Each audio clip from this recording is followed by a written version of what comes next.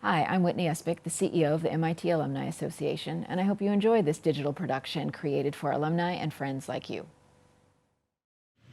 Hello everyone, thank you for joining us today. This is MIT and Crisis, 1918 Flu Pandemic and World War I. Please let me introduce our speaker, Dr. Deborah Douglas. For a complete bio, please click on the speaker's headshot in our event page. Dr. Douglas, we are so happy to have you presenting here at Virtual Tech Reunions. Please take it away.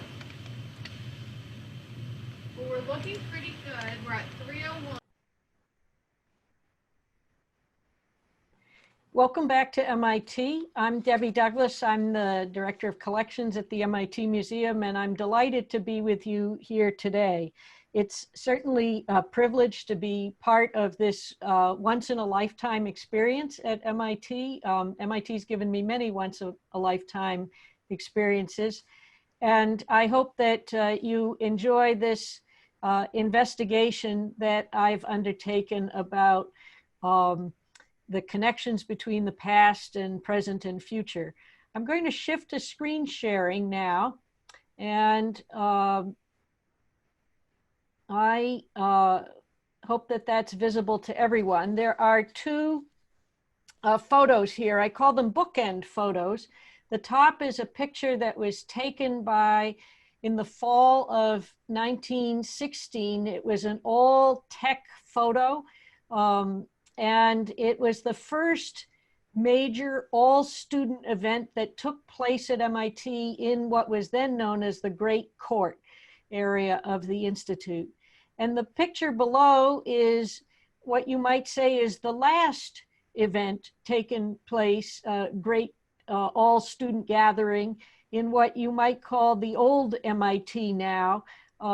This was in March of this spring, shortly after MIT announced that it was closing. The students are holding up a Purell hand sanitizer stand, but there were probably close to 1,000 students that gathered that afternoon to mark the really unusual events of this spring. I'm going to talk now about the shaping influence that this 1918 influenza pandemic and World War I had on MIT, and that influence continues to the present day. It's important to understand that there are twin disasters that took place in this time period. One was World War I, which was a terrifying conflict in terms of its scale, brutality, both military and civilian. There were 40 million casualties, 20 million deaths. The technology of World War I, from tanks and machine guns, airplanes, submarines, poison gas, and chemical weapons, it became the defining conflict of the 20th century, meaning that it defined the way in which the world would be for the next century or so.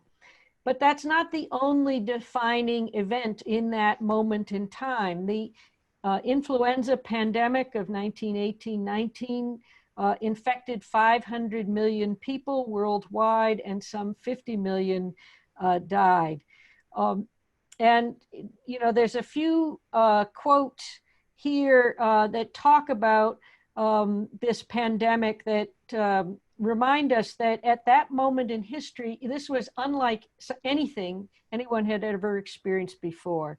So it said 2 hours after admission, they have mahogany spots all over their cheekbones, and a few hours later you can begin to see the cyanosis extending from their ears and spreading over their face. The doctor said, it is only a matter of a few hours then until death comes. And it is simply a struggle for air until they suffocate. It is horrible. This pandemic was particularly lethal for people in the 20 to 40-year-old age group. Normally, diseases affect infants and the elderly. That's something we see today. But this particular pandemic was something that affected young people. Now, like many of you, you may have watched one of these PBS shows or read, you know, the Pulitzer Prize winner, John Barry's book, The Great Influenza, or perhaps years ago you've read, some of you may have read Barbara Tuchman's famous Guns of August or any of John Keegan's works. These are all books that I have on my shelf and or videos that I've watched over the years. And I've, because I'd read them when this pandemic began to take hold, I assumed that there would be a big MIT story.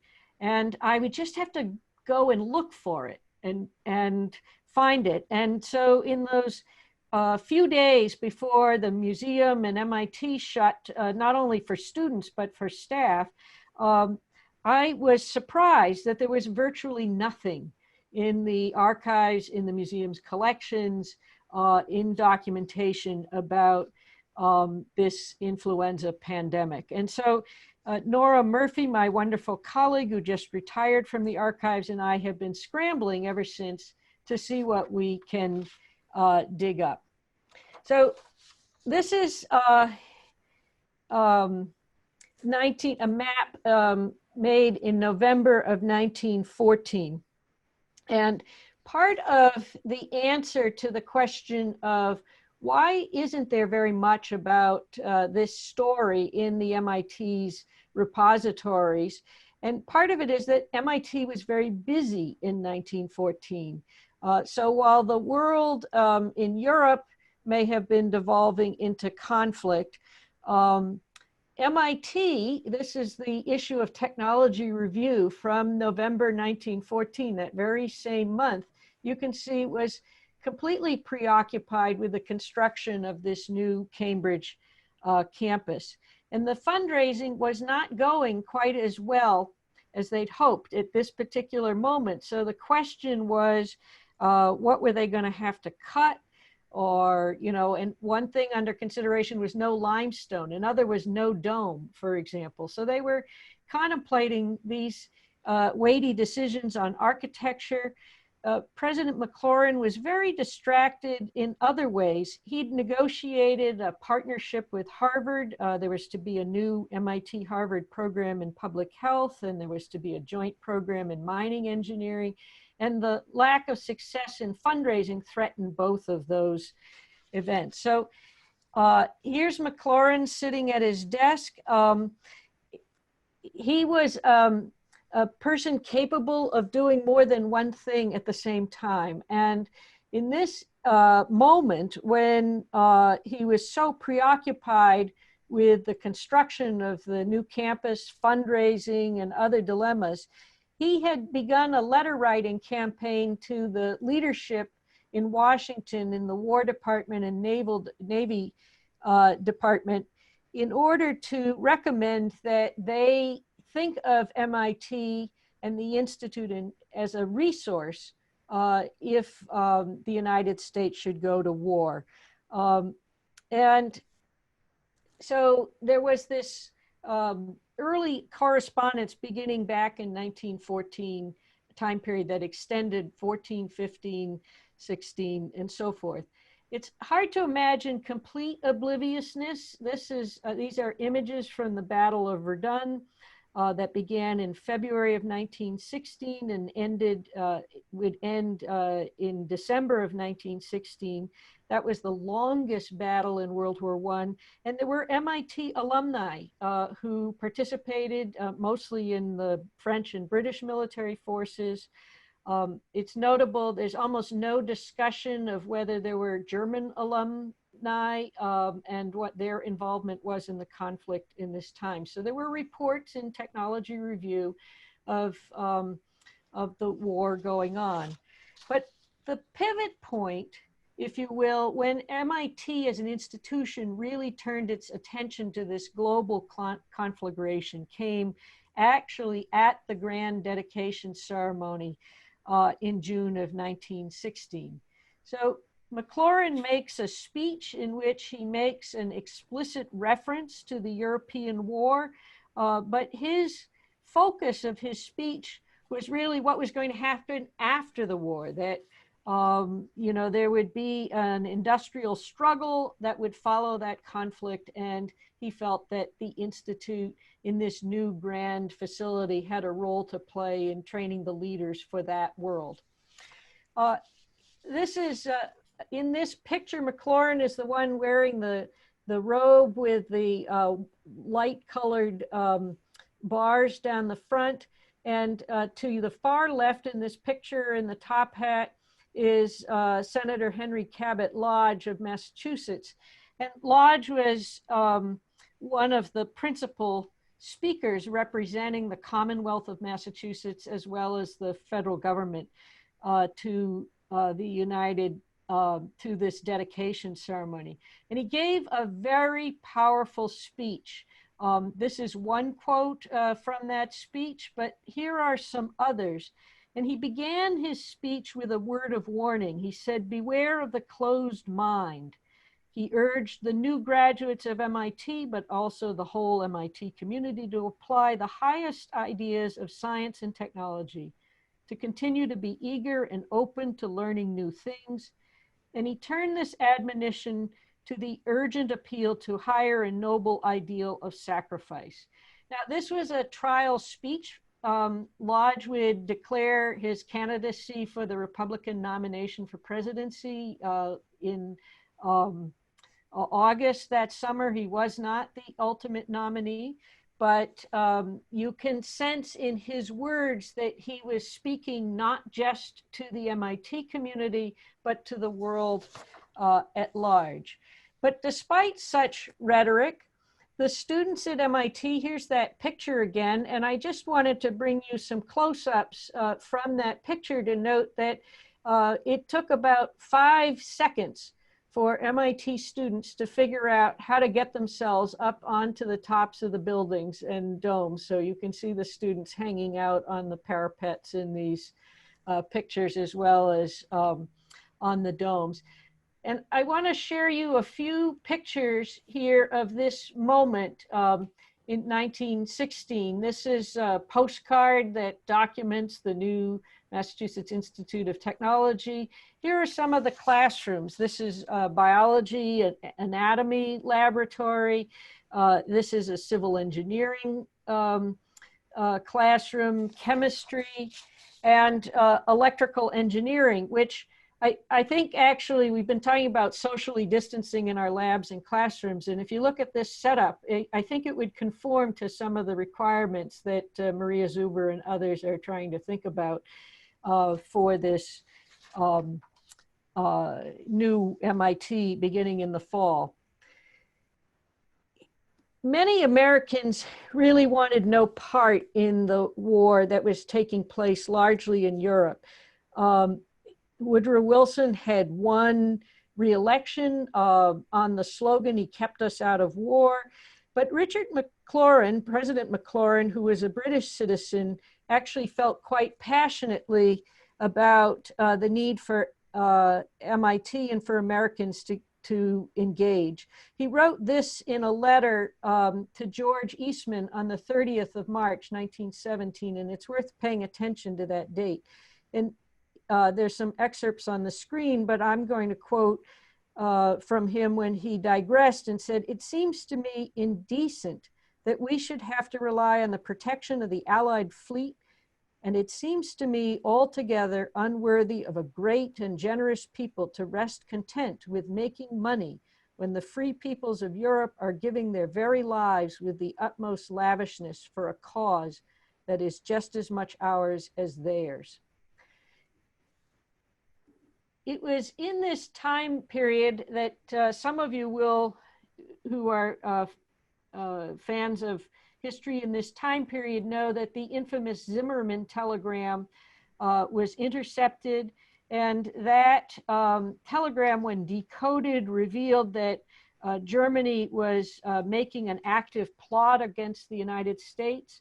And it is that what followed was the sinking on April 1, 1917. That's just one day after McLaurin had sent that letter to Eastman, that the SS Aztec steamer was sunk by German submarines. And of course, it was just a few days after that, on April 6, 1917, that the US would enter the conflict. And almost immediately, MIT got into the action. Within days of that declaration of war, McLaurin telegraphed Washington, and he put the resources of MIT at the disposal of the nation. Between May 1917 and December 1918, MIT gave instruction to 8,802 new enlistees, specialists, and experts. And here's what happened to the campus. This is a map of the campus, and you see the main group in this picture, and then you see all these buildings that are cross-hatched in it. Every one of those was built after this declaration of war. This is, there was a bricklaying, cornerstone laying ceremony in June of 17 in the upper left that's marked for Walker Memorial. That was hastened to completion that you see below here in 1917, but the students weren't allowed in. In fact, it was turned over immediately to the military. And in fact, this is an editorial that appears in the Tech that fall, and it just makes obvious to the fact that there was some disappointment between the students that they were not going to have access to this facility. So it talked about, it seemed to them that they were being deprived of a privilege to which they had been looking forward to for a long time, and the enjoyment of which they were consequently and rightfully entitled. So you can kind of see this story, a huge transition that took place on the campus in a matter of weeks and months. That's MIT probably in the fall of 1917. So you can see the campus, and you can see there's a little bit of construction that has begun here, but not yet the full course. There was a new aerodrome. MIT was the first school to teach aeronautical with the University of Michigan, the first school to offer a graduate degree in aeronautical engineering. And so we had a huge program in military aviation. It became one of the first schools to sort of ground schools for pilots on the East Coast. So they had hangars. Here are some pictures inside these hangars of different classes that the military students were taking in there. And they turned over the dorms and the classrooms even to form temporary barracks for the military personnel that were coming in to begin their training. And I just showing you the close contact here. There was a lot of change for students, particularly beginning in the fall of 1918. So 1917, 1918, fall of 1918, that was, very disruptive. And then over the summer, President McLaurin was appointed the national director of a new student army training corps. And that was supposed to be kind of like an ROTC program. It would essentially convert all MIT students into doing some additional drill work, and then they would be trained, they would take their MIT classes, and they would be available subsequent to from their graduation for the support engineering and technical needs of the nation. That was upended in the summer. So by Labor Day of 1918, the War Department had announced they were going to send 5 million troops to Europe the following summer. And so this essentially, MIT just turned into a giant training camp. So they immediately started building barracks. And you can see, I've outlined where those were running between Vassar and Mass Ave. And you can see the pictures showing the construction and the inside. They were essentially ready in about 4 weeks' time, and then nobody was allowed to, plans had to change. These are the headlines from that fall, which just basically say institute to open October 7th, and then postponed again. And so it was, school was supposed to start September 23rd. It got pushed to October 7th and then October 14th. And the reason was the influenza pandemic exploded in Boston. So in August of 1918, at this pier, Commonwealth Pier in Boston, there was a receiving ship, and there were 24 cases diagnosed of influenza, and that by mid-September, there were 2,000 cases within 2 weeks of the 21,000 soldiers stationed there. And they passed it on to Fort Devens. And in the case of MIT, there was a huge naval aviation detachment, and the city of Cambridge reported that there were all of a sudden 221 cases of the grip at MIT's naval detachment. So it's not surprising that the disease spread quickly. This is a excerpt from the Cambridge Board of Health's annual report in December, and they were mandated to report the flu beginning October 4th that year. And all of a sudden, you see in 3 months reporting, there were 3,000 some odd cases and 471 deaths. It eclipsed every other disease that the Board of Health reported on in the city of Cambridge. And you can see tiny news accounts here. They were extremely limited. This is a November 29th, 1918 issue of the Boston Globe, and we're on page 14 in the middle of the page buried, and it says the grip claims 91,045 American cities. That's where it mentions 387 in Cambridge, for example.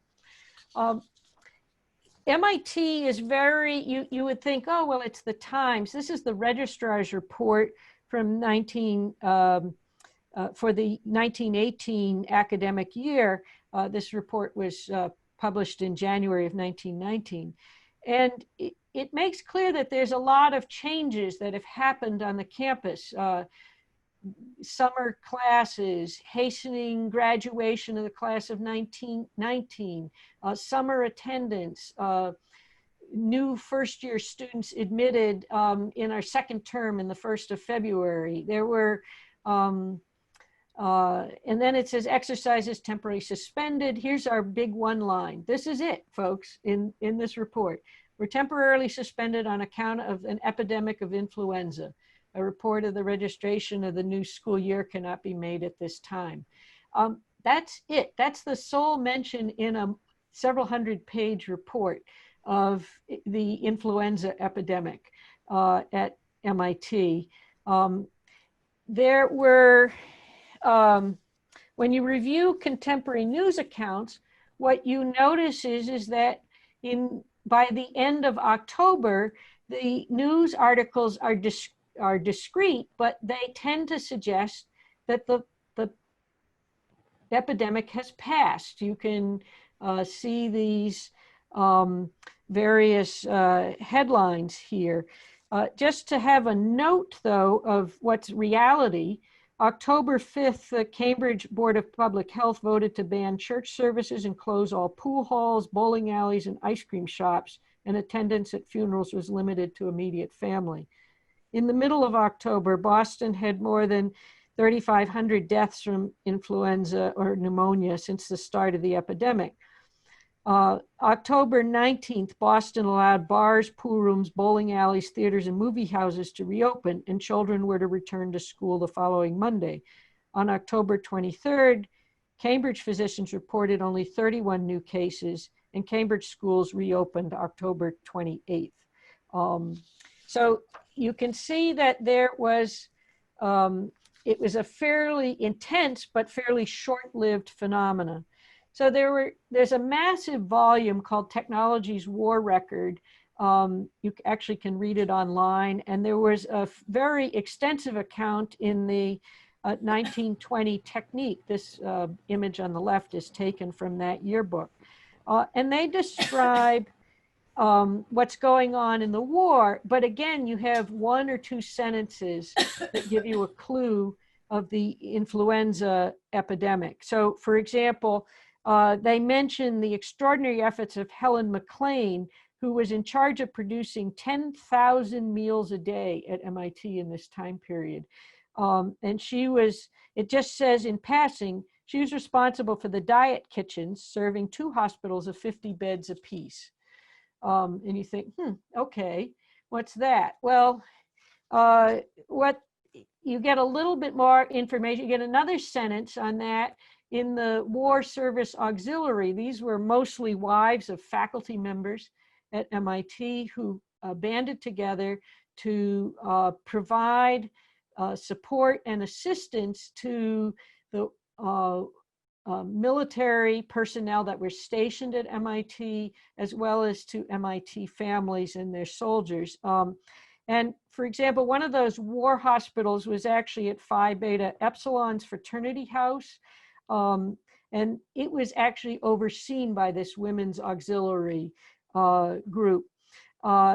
That group provided care to young men at MIT, but also MIT and alumni around the world. They made a note that they had made 2,700 visits to 22 different hospitals.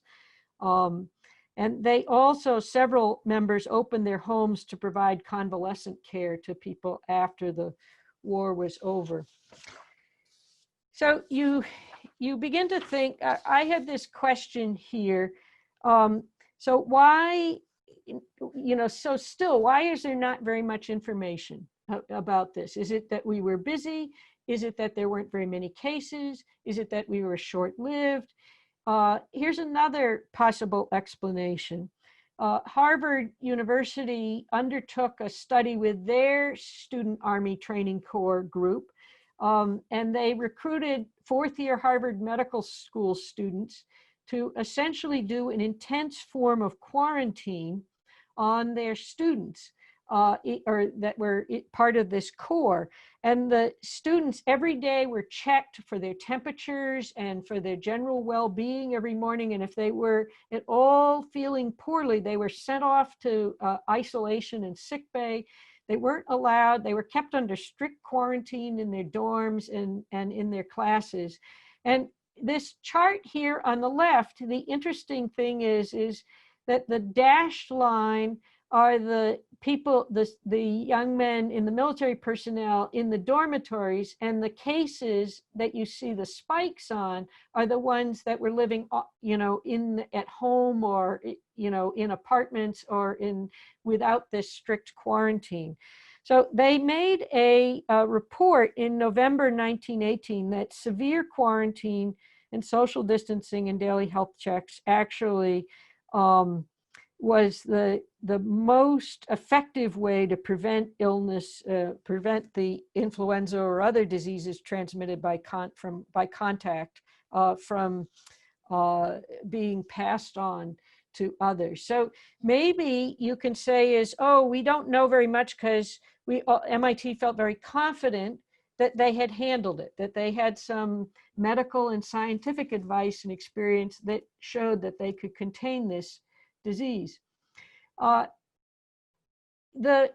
think, though, the really main reason we don't know very much about this is because of the Sedition Act of 1918 that made it actually illegal to report on events that would perhaps give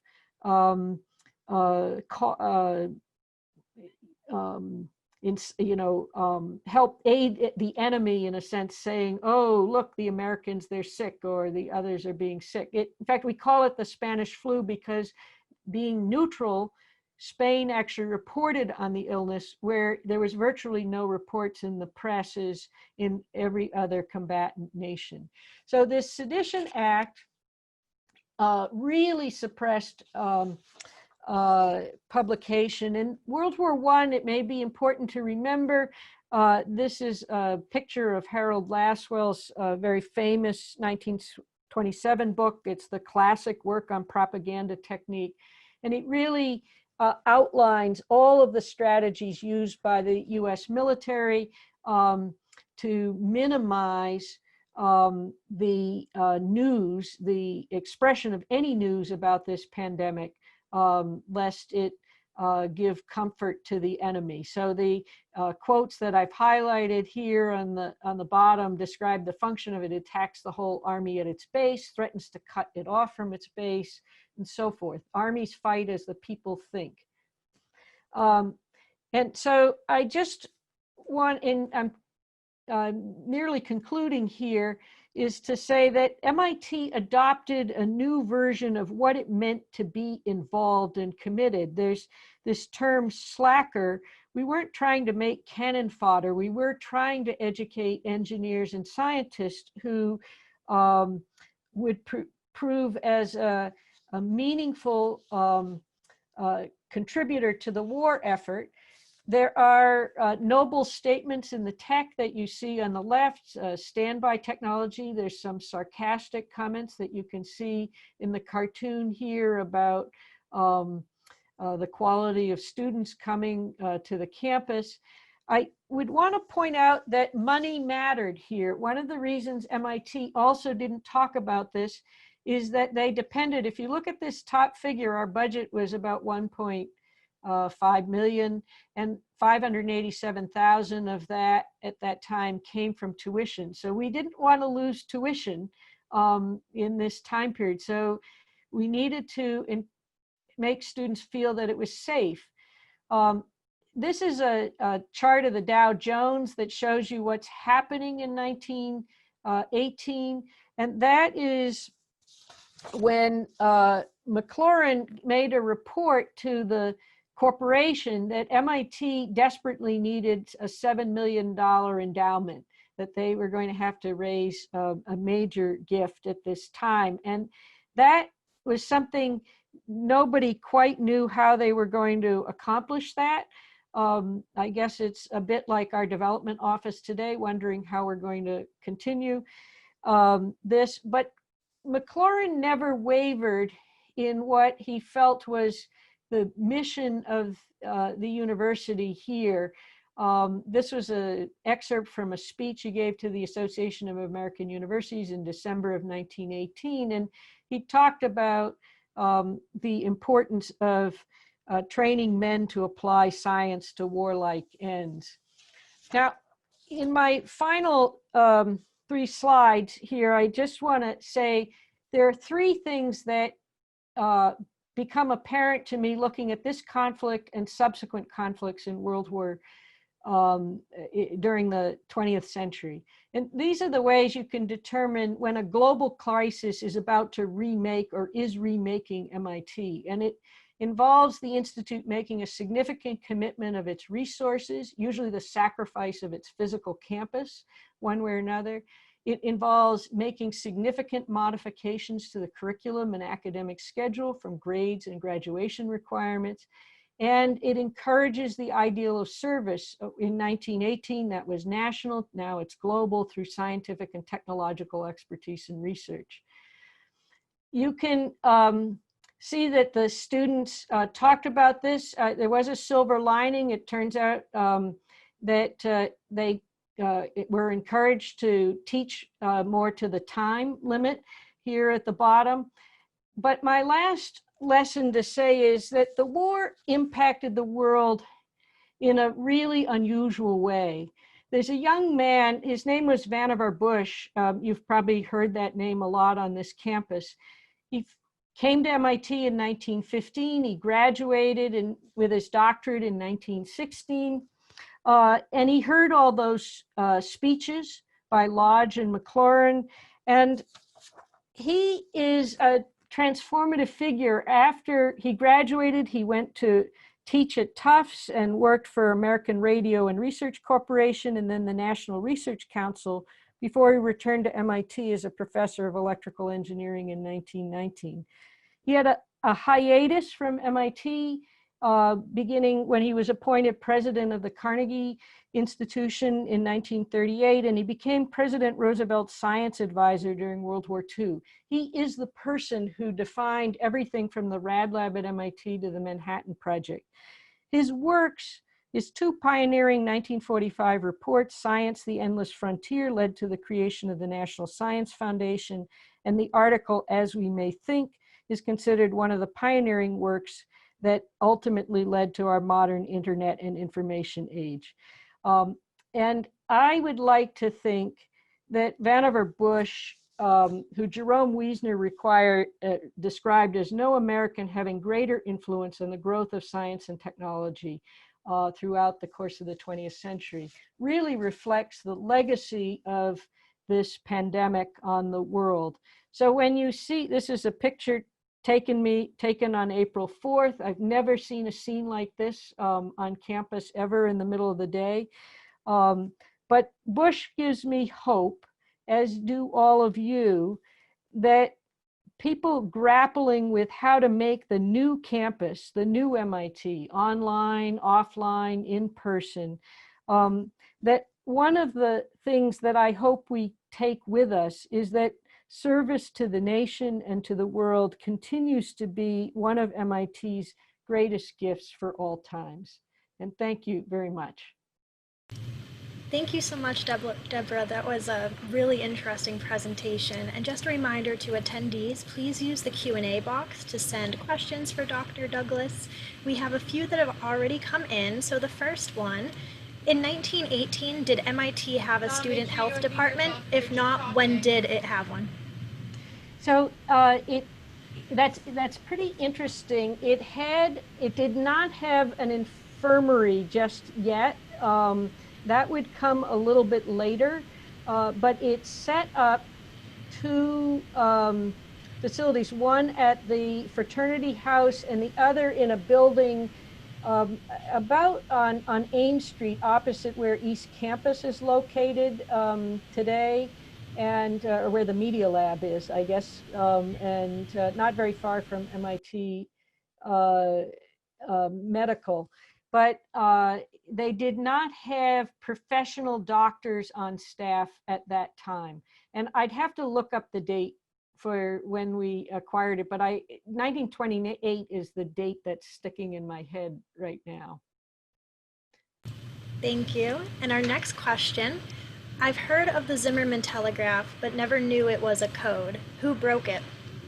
As far as I understand, the U.S. actually, the U.S. and British actually broke the code and then were able to read this message to Mexico, which basically promised the return of Texas to Mexico if they would side with Germany in this conflict. Great. All right, next question. The Sedition Act looked like it banned false statements that damaged security. Was it also interpreted as banning true statements, such as about the pandemic? That's an interesting question. There are different interpretations by historians, and one is that, yes, it banned pretty much all commentary on any aspect of life if it was perceived in any way of suggesting some sort of weakness or Achilles heel. There were between 1,500 and 2,000 cases, lawsuits brought. The Supreme Court did affirm this law at the time, but only as it referred to the munitions production rates. It did not rule on the question of more generic and generalized speech. Both the Espionage Act of 1917 and the Sedition Act of 1918 were repealed in 1921. They are very controversial and to this day, and it's not considered. Woodrow Wilson likes to be remembered for the League of Nations and peace, but he was a really staunch advocate for these two acts and the restriction of speech. Thank you. And just a reminder to continue sending questions. This session is scheduled till 3:45, so we have time for a few more. The next question is, did MIT develop academic policies and procedures during the 1918 influenza pandemic, such as pass-fail grading or anything else like that to help stressed out students? That's a great question. As best I can tell, they did not do something like pass-fail, but they seem to have adopted a grading policy that was very generous. And for a period of time, many of the students felt they were just being overwhelmed and overlooked by all of these military soldiers. They were having to share their classrooms, their labs.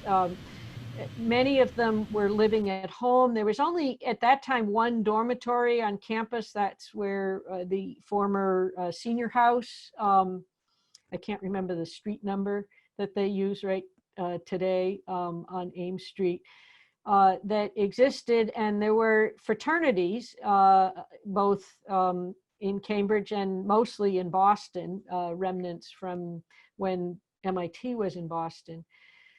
But they changed the academic schedule considerably, and they did not require a thesis to graduate. They eliminated, so there was formal policy changes that were made.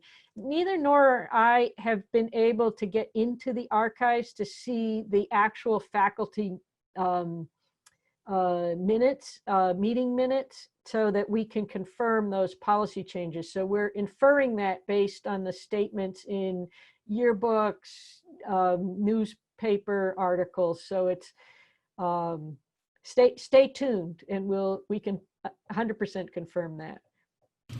Thank you, and that was a great question. So this will be our last question of today's session. As a historian, is there anything when you're looking at the past, the World War I influenza pandemic versus today, is there anything that are its similarities that surprise you, and do you have any predictions for us going forward? You know, in trying to figure out the why we didn't know so much about it, I was really shocked by the extent to which intentional strategies of propaganda were part of that. And